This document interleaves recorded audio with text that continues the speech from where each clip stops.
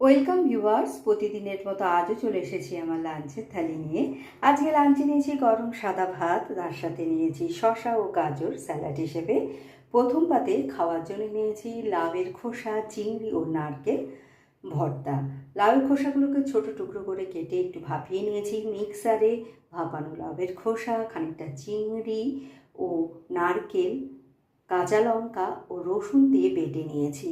তারপর কড়াইয়ে সর্ষের তেলে শুকনো লঙ্কা ও কালো জিরে ফোড়ন দিয়ে বাটাটা দিয়ে আমি এটা তৈরি করেছি। তারপরে নিয়েছি বেগুনি, ছোটো ছোটো বেগুনকে সরু করে কেটে বেসনের ব্যাটারে ডুবিয়ে ভেজে আমি এটা তৈরি করেছি। তার সাথে খাওয়ার জন্য নিয়েছি ডাল, যেটা আমি উচ্ছে দিয়ে ও পাঁচফোড়ন দিয়ে তৈরি করেছি। তারপর নিয়েছি ডিমের ভাপা, আদা, পেঁয়াজ, রসুন, লঙ্কা ও টমেটো বাটা দিয়ে আমি এটা তৈরি করেছি। আর শেষ পাতে নিয়েছি বোঁদে রায়তা।